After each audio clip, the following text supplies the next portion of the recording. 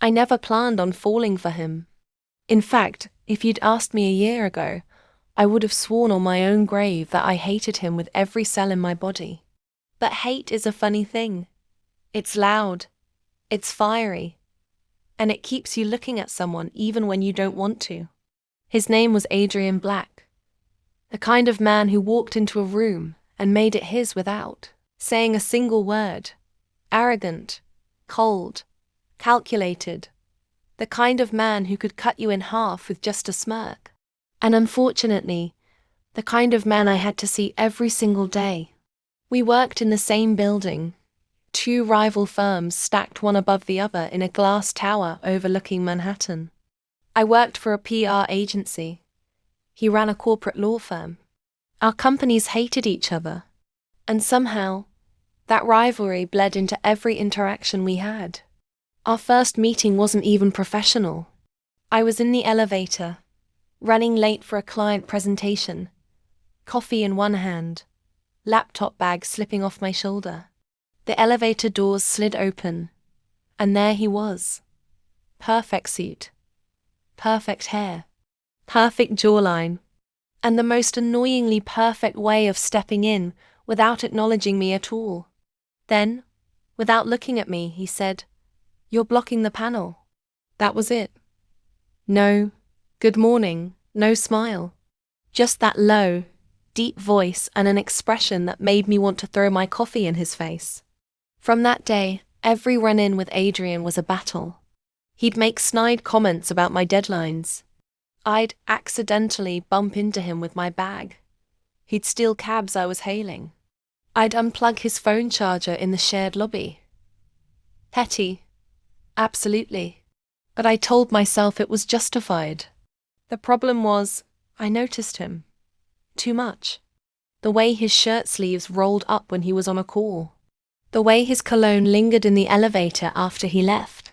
The way his eyes, impossibly dark, seemed to strip people bare when he looked at them.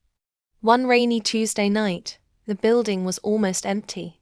I was stuck finishing a campaign proposal that had to be emailed by midnight.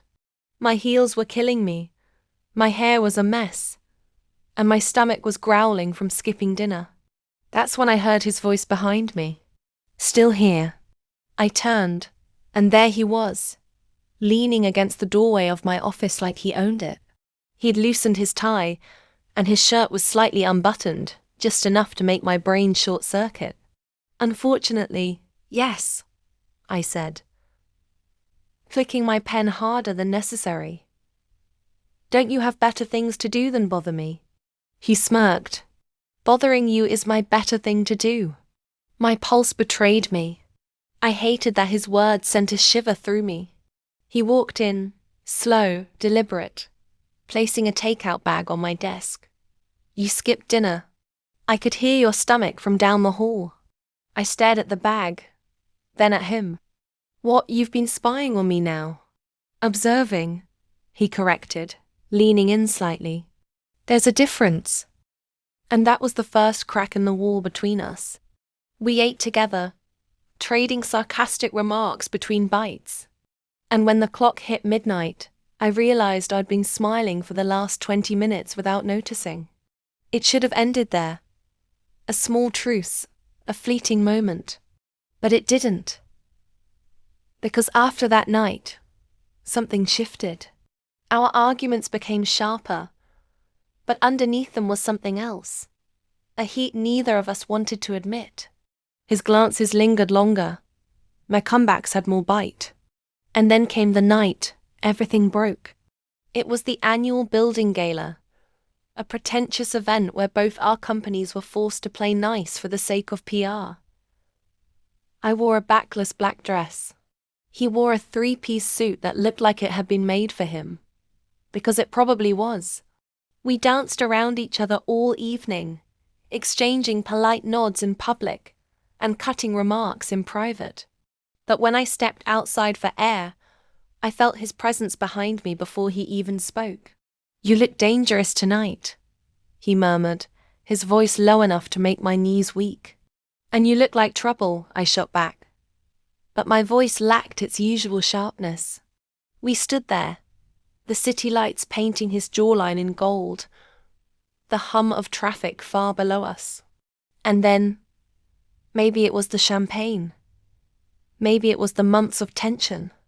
I stepped closer. Or maybe he did. I honestly don't remember.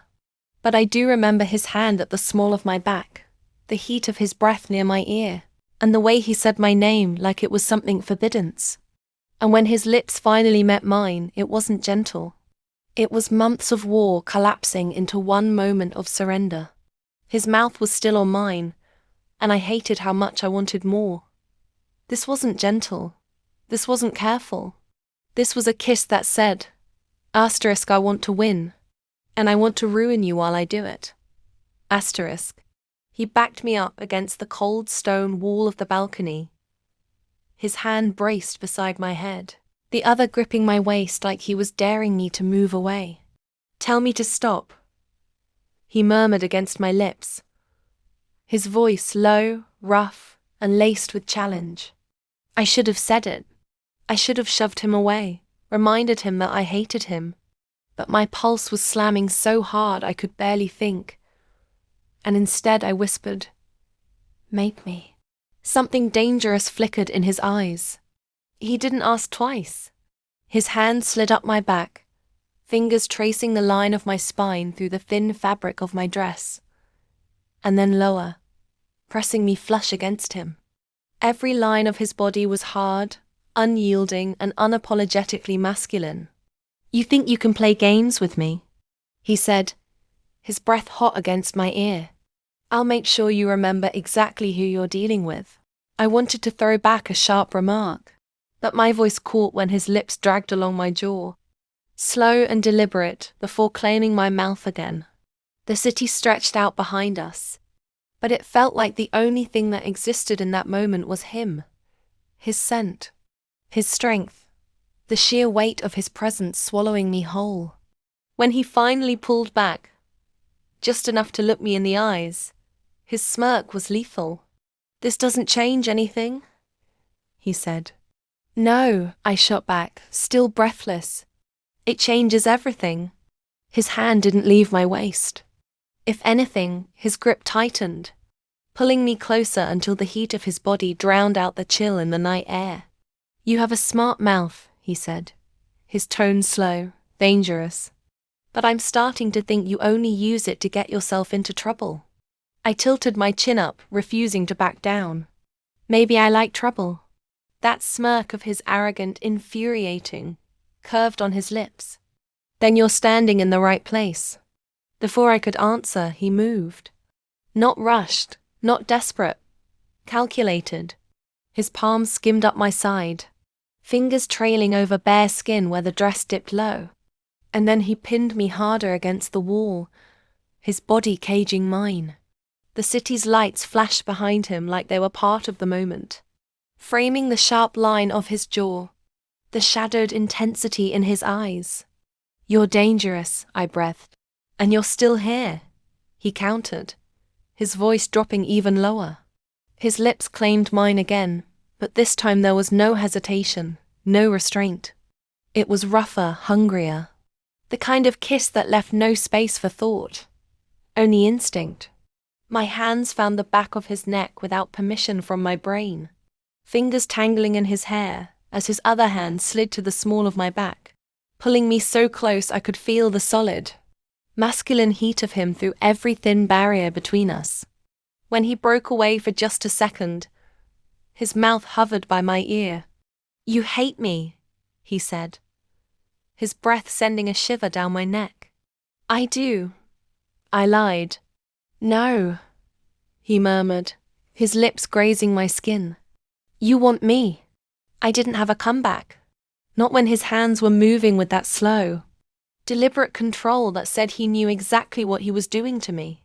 The music from the gala seeped faintly into the balcony, but it felt miles away. Out here it was just him, the cold wall at my back, and the heat building between us until it was almost unbearable. He pressed his forehead to mine, eyes locked on me like he was daring me to break contact first. "Say it," he said. "I won't," I whispered. Then I'll take it, he growled. And in one smooth motion, he turned me so my back was to the glass railing, the city stretching out in dizzying lights below us. His hand slid down, gripping my thigh through the slit of my dress, lifting it just enough to make my pulse explode. My breath caught, my heart racing so loud I swore he could hear it. His thumb traced circles against my skin, slow, controlled, while his other hand kept me right where he wanted me. "This isn't over," he promised, his voice rough, masculine, and certain. "Not tonight. Not ever." And I believed him. God help me, I wanted to. His hand stayed on my thigh like he owned it, thumb dragging slow lines up my skin, higher with every second. My breathing had gone shallow, the kind that made my chest rise and fall faster than I wanted him to see. But he noticed. Of course he noticed. "You're shaking," he said, his voice low and wicked. "I'm cold," I lied, my tone sharp, but my body betrayed me, leaning into him. "Liar." The word was a growl deep in his throat. His fingers slid under the slit of my dress, not rushing, not fumbling, moving with that deliberate confidence that said he knew exactly where to touch, exactly how much to take his time until it drove me insane. The city hummed below us, but it could have been silent for all I cared. All I could focus on was him, the heat of his hand, the sharp scent of his cologne, the way his frame blocked out everything else like a shadow. I couldn't escape. "You hate me, remember?" he murmured against my ear, lips brushing my skin with every word. "So why aren't you stopping me?" "Because I didn't want to. Because for months we'd been circling each other like predators, waiting for one of us to break. And tonight, it was both of us." I gripped the lapel of his suit jacket, yanking him closer until our mouths collided again, harder this time, teeth grazing, breaths mixing in a way that felt like we were fighting and surrendering at the same time. His hand slid higher, fingers skimming dangerously close to where my sanity started to unravel, and a low sound escaped my throat before I could stop it. That smirk came back, sharper now. "There it is," he said, his tone full of victory. I should have pushed him away. I should have reminded myself that this was the man I couldn't stand. But then his mouth traced down my jaw, his stubble scraping my skin in the best way, and my thoughts scattered like paper in the wind. He pulled back just enough to look me in the eyes, his own dark and unreadable. "You're mine tonight," he said. Not a question, not a request. And when he took my hand and led me back inside, past the glittering crowd and into the elevator, I didn't resist. The click of the lock echoed in the quiet as he shoved the door open, guiding me inside with that unspoken authority he carried everywhere. His apartment was everything I should have expected. Sharp lines, dark tones, floor-to-ceiling windows spilling the Manhattan skyline into the room. But I didn't have time to take it in before his jacket hit the floor, his hands finding my waist and pulling me back against him. "Do you know how many times I've thought about this?" he said against my ear, voice rougher now, stripped of the cool, arrogant composure he usually wore like armor. I didn't answer. I didn't have to. His lips found mine again, hungrier this time, like all the months of insults and stares. And accidental. Touches had been nothing but foreplay. My fingers worked at the buttons of his shirt without thinking, sliding it off his shoulders until it joined his jacket on the floor. He moved me backward, step by step, until the back of my knees hit the edge of the couch.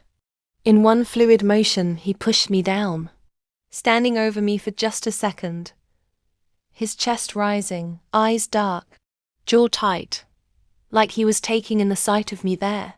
"You have no idea what you've started," he said, his voice low but laced with heat. "Then show me." I shot back, breathless.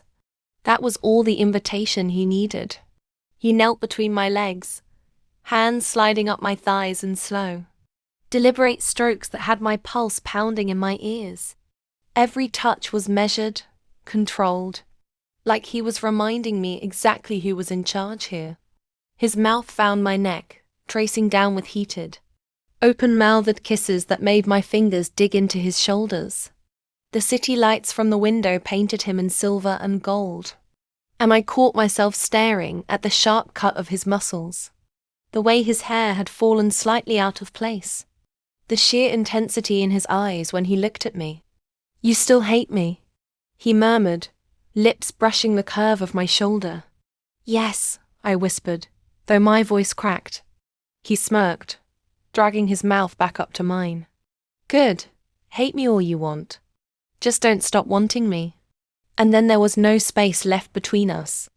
His hands gripped my thighs firmly, thumbs brushing slow circles against my skin, as if he owned the territory now. The city lights behind him bled into the room, silver outlines tracing the shape of his shoulders, the hard lines of his chest, the heat in his eyes. When he leaned in, his mouth claimed mine again, deeper this time, like he wanted to erase every moment we'd spent pretending not to want this. My fingers tangled in his hair, pulling him closer, feeling the low growl that rumbled in his chest. When I bit his lower lip just enough to test him, he pulled back, smirk tugging at the corner of his mouth. "Careful," he said, voice low and dangerous. I bite back. Before I could reply, his hands slid higher, catching the edge of my dress and slowly pushing it upward. He wasn't rushed. Every movement was deliberate, teasing, like he was testing how far he could go before I broke. His eyes locked on mine the entire time, that arrogant confidence radiating off him like heat. "You know what the problem is with you?" he said, his tone dripping with provocation. "Enlighten me," I breathed, though my voice was already shaky. "You talk like you're in control," he murmured, leaning closer until his lips brushed my ear. "But your body gives you away." My nails scraped lightly down his back in response, earning a sharp inhale from him. He pressed me down into the couch, his body a solid, unyielding weight over mine. One hand pinned my wrist above my head, the other trailing down my side, mapping every curve like he was committing it to memory. "Still think you hate me?" he asked. "Yes," I whispered again, but the word was a lie and we both knew it. His smirk widened, and he kissed me again, rougher this time, his teeth grazing my bottom lip before his mouth moved to my jaw, my neck, finding that spot just below my ear that made my breath hitch. The way he touched me was maddening, not all at once, but in slow, calculated increments, like he was dismantling me piece by piece. My pulse was a drumbeat in my ears, my body arching toward him despite every thought in my head screaming to push him away. "Admit it," he murmured against my skin. "You've thought about this as much as I have." I swallowed hard. "No," he chuckled, low and dark. "Liar." His mouth moved lower, tracing a path over the thin barrier of fabric, and my hands found his shoulders, gripping hard like they were the only thing keeping me grounded. He shifted, his weight pressing into me in a way that made my entire body hum with heat. Every second felt like a battle, not against him, but against myself. And I was losing. His free hand slid under me, pulling me closer against him, and when his lips met mine again, it was no longer a kiss. It was a collision. Months of sharp words and stolen glances and unspoken tension detonating in one explosive moment. The skyline outside was a blur now. All I could see, all I could feel, was him. The strength in his grip, the heat of his breath, the dominance in the way he moved like every inch of me belonged to him already. When he finally pulled back just enough to look at me, his expression was pure satisfaction. "This," he said, "was inevitable." And he was right. His grip on my wrist loosened only to let his hand slide down, trailing over my arm in a slow, claiming motion before settling on my hip. He held me there, pinned between him and the couch, his body heat sinking into mine like a slow fire. "Look at me," he ordered, voice low but carrying that edge that made it impossible to ignore. I did, and instantly regretted it, because his eyes were pure command, pulling me into a place I wasn't sure I could get back from. He smirked when I didn't look away, leaning in until his forehead rested against mine. His breath was warm, laced with the faint taste of whiskey from earlier. "I like that you don't back down," he murmured, his thumb brushing the line of my jaw. "Makes breaking you more satisfying." Before I could respond, his mouth claimed mine again. No patience now, just raw need. His hand slid up my side, over my ribs, fingers digging in slightly, as if to anchor himself to me. The sound that escaped my lips only made his smirk deepen. "You like fighting me," he said, between kisses. "You like pretending you don't want this." My reply was a sharp breath as his hand found the zipper at the back of my dress, pulling it down in one slow motion. The fabric loosened instantly, slipping off my shoulders. He didn't look away once, watching me, studying every flicker of expression like it was his own private victory. "Stand up," he said suddenly. The command in his tone sent a shiver down my spine, but I obeyed, rising from the couch. His hands went to my hips again, turning me toward the massive windows.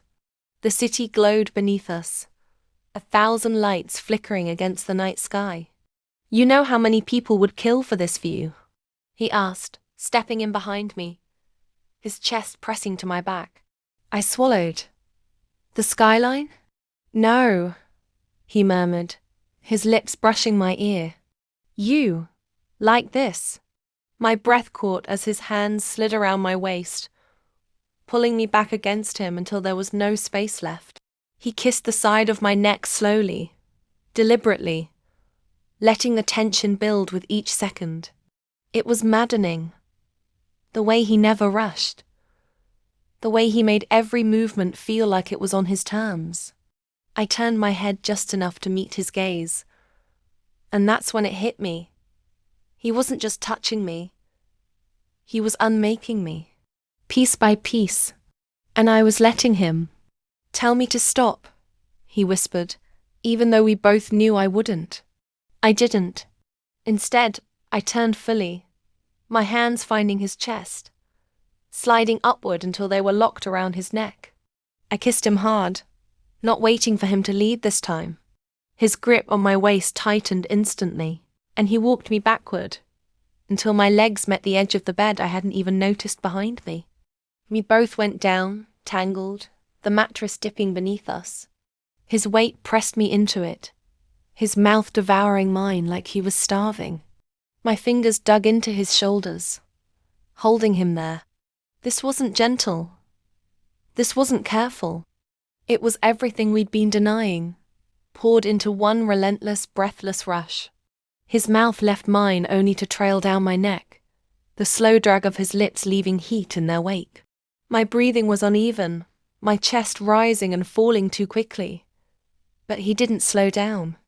His hands were everywhere, rough in one moment, almost tender in the next, like he was testing how far he could push before I broke. "You have no idea what you've started," he muttered against my skin, his voice low and dangerous. "Oh, I do." I shot back, even though my voice betrayed me, shaking slightly. That earned me a sharp smirk. "Then you know I'm not stopping." He shifted his weight, pressing me deeper into the mattress. The heat of his body was